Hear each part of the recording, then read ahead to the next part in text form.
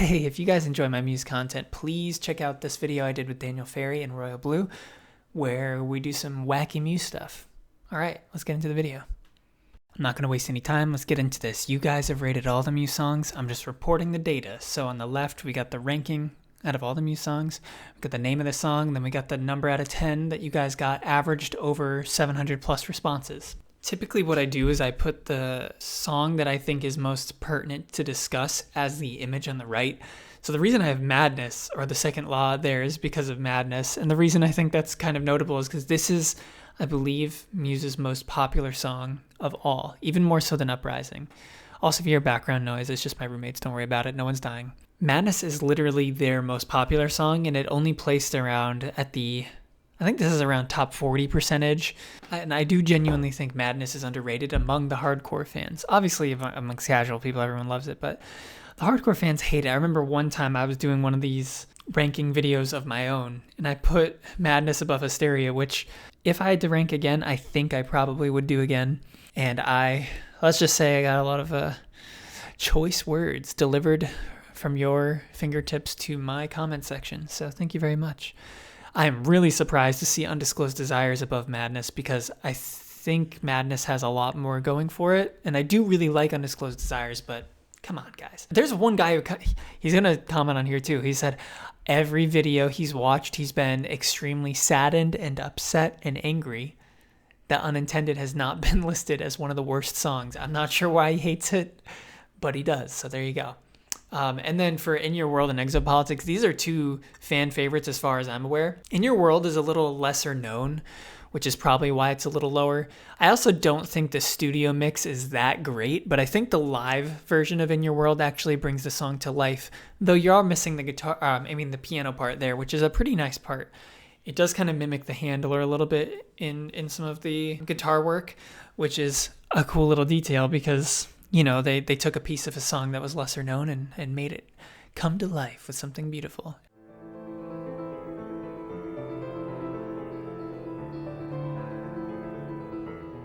Exopolitics is cool too because it goes from like that pre-chorus to the chorus, but the pre-chorus sounds like a chorus.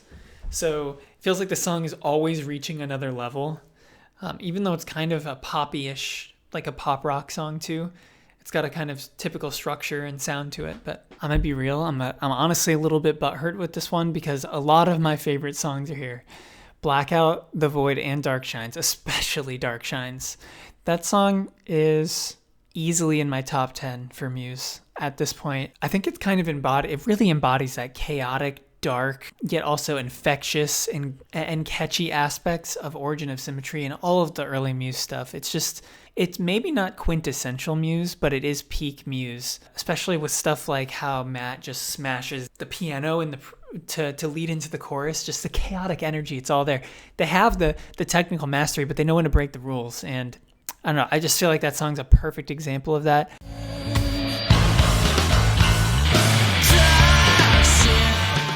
And then you got Blackout, which is one of my favorite slower moments from the band. So a lot of these songs are clocking it at a lower position than I thought they would, but you know, they're not hated or anything. They're just not up in the top echelons. You know, around a 7.7 is a really good rating. So that's something we should be happy with. I'm not actually like a massive fan of Futurism. I think I'm actually glad they left it off of the original Origin, because I think it would be my least favorite of all the songs, but I do like how it's basically like Hysteria 1 with the structure and the bass line and everything. And Hysteria is Hysteria 2. That's convoluted and strange. Survival is like a hit or miss with a lot of people, similar to Psycho, where it can kind of reach the point of cringy for a lot of people. But I don't know, especially the production on that song, I think is maybe some of the best production that I've heard from Muse. Or that verse with the chugging guitars, that really motivates me when I'm working out and stuff. So it's a race, but I'm gonna win. I'm surprised to see The Void in the same realm as like Dark Shines. I really do love The Void, but I just didn't think that you guys would put it up there. So that's very interesting. Again, we're seeing some of the early Muse songs that are my personal favorites drop like flies. It's chaos out here. Poor guys. Ruled by secrecy. Apocalypse, please. That's why I put the Absolution cover, because those are, I don't know, those might be my two favorite songs off that whole album.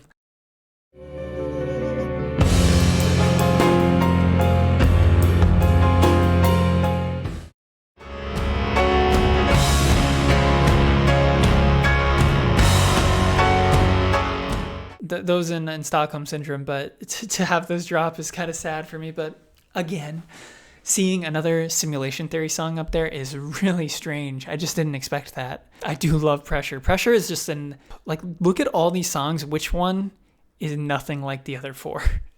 It's obviously Pressure. You know, you got that new Muse funk going on. Pressure is kind of like the Simulation Theory version of like Supermassive Black Hole. That's kind of how I think of it, at least.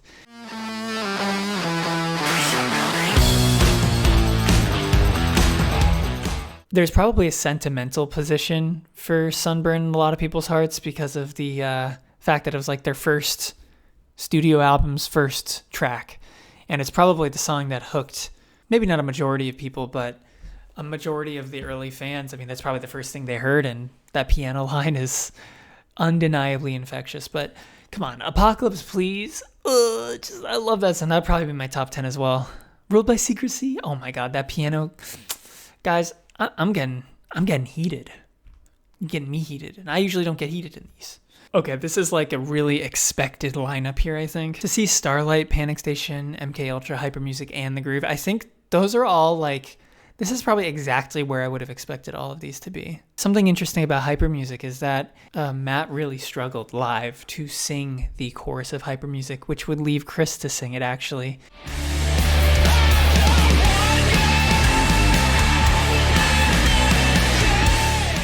This is a tough lineup here that I think out of all of these, honestly, I might say MK Ultra is my favorite. I know, don't shoot me. I'm just the messenger of my own opinions. That song sounds to me like a natural development of the early Muse style. It does feel like a combination of the old and new, with the way that there's just explosive guitar riffage. It's a constant build-up, but there's also those hints of like more modern production of the robotic voice that plays and the synth that like kind of matches what the guitar's playing.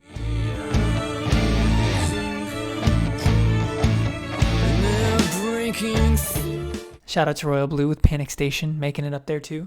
So we've gotten our first Exogenesis track here. Part 2 clocks in last place. It is the most repetitive because it just repeats that first section at the end. And then there's the middle section where it goes into the rock, but it's still a great song. Obviously, you guys, this is where we've reached the 8-point threshold. I put the picture as the second law because Animals is an orangutan-a-banga. That thing just grabs me. It's one of the most fun bass lines to play out of all of Muse's stuff, which is saying something.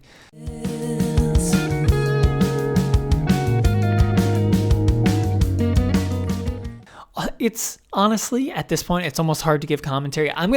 For the top 10, I'll be writing like a script to make sure I say things that are smarticles. But just for now, like looking at these, like it's genuinely difficult to like parse between a lot of them. Cause like I know a lot of people don't love a lot of the later Muse singles, but personally, like Resistance is one of my favorites. Glorious is a sleeper hit that they just recently played live at, well, it wasn't that recent now, but they played it live for like the first time. Glorious, like, you guys can tell me if I'm wrong, but I get like I'm probably gonna get a lot of hate for this. Glorious makes me think of a anime intro or something when the guitar kind of like first kicks in with the drums and everything. Okay, I regret everything.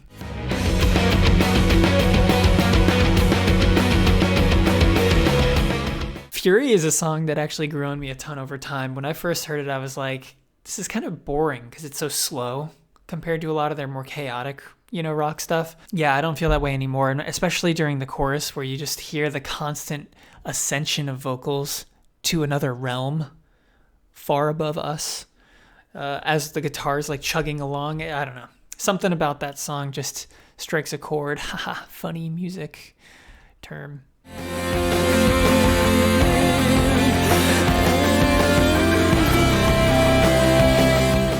Now, I am really surprised to see Uprising that high.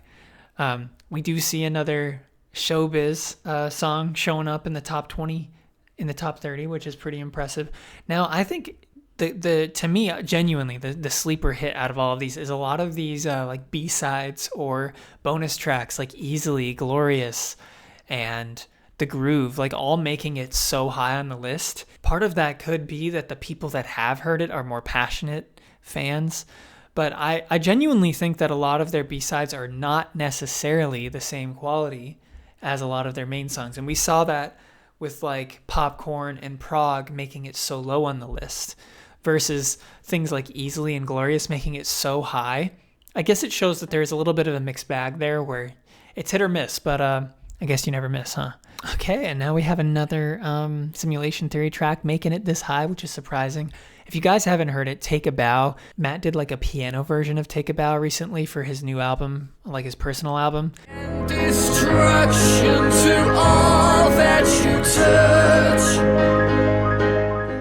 That was pretty awesome. But out of all of these, like obviously Exogenesis again making it to the list, Unnatural Selection again making it to the list. We got multiple Resistance tracks here. Probably my second favorite Muse album at this point, so totally understandable. But I think my favorite out of all of these right now has to be City of Delusion. That's, oh my gosh, song makes me happy. There's just such a beauty when Muse takes things that aren't typically necessarily in their wheelhouse and they incorporate them so effectively into their own unique style.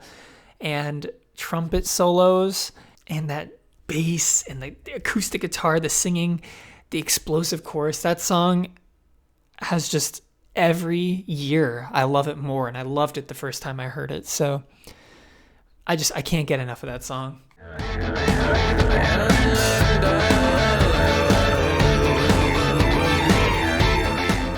Unnatural Selection might be my absolute favorite song from Muse to play on guitar, so that one has a special place in my heart as well. All these songs are fantastic at this point. Again, at 18, we have another one of these like B-sides. So the reason I put the Hysteria thing there is because this song was actually a B-side to Hysteria's single.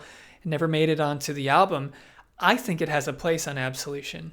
I'm genuinely surprised that they did not put it on the album. I think it belongs there. I think it could easily fit. I've heard people say it doesn't. I think you're crazy. I think it could absolutely fit. I don't know where I would put it exactly in the track listing, but Eternally Missed to me fits 100%.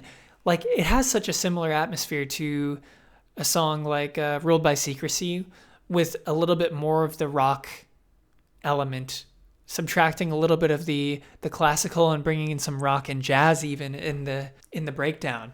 That, oh my God, I love Eternally Missed. And I've had a lot of fun playing it on guitar as well. It's one of those great songs.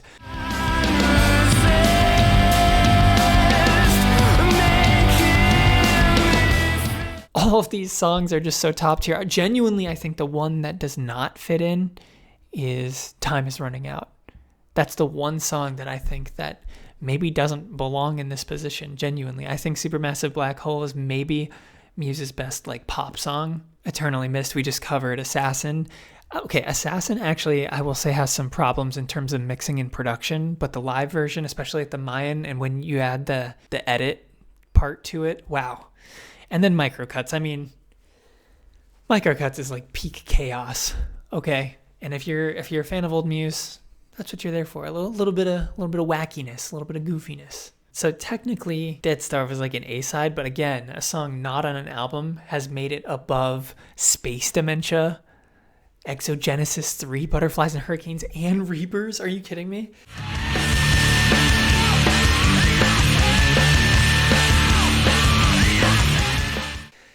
Reapers making it to 12 is insane. The more I've listened to Reapers, the more I just appreciate the guitar work. I think it's objectively the best guitar work that Muse has done in a song. And there's a lot of different types of guitar work in it. There's AC/DC type crazy riffage. There's the arpeggiating guitars. There's that insane solo with the Tom Morello style in it. And then there's that outro that, again, like Rage Against the Machine outro. Just so many different amazing guitar styles wrapped into one juicy, delectable rock epic. Yeah, I mean, again, we're getting to the tier of songs where like we're splitting between like an 11 out of 10 and 11.1 out of 10. Every single song here. You have the Exogenesis Part 3, which is, I think that might be my favorite slow Muse song of all. especially when we reach into the second half where the song begins to open up. Space Dementia, which I think probably, I don't know if it has their best piano work, considering we have Butterflies and Hurricanes right here as well, but it has their best piano work in the rock context, I think. And it's probably the best piano I've ever heard in any rock context. I've never imagined that piano could sound so dark and epic. And you know, you've heard like dark piano solos before, but this, combining it with the gritty bass, the rapid pacing, and the dark, intense singing, it's like a new, legitimately my eyes opened to a new style of music when I heard this song for the first time.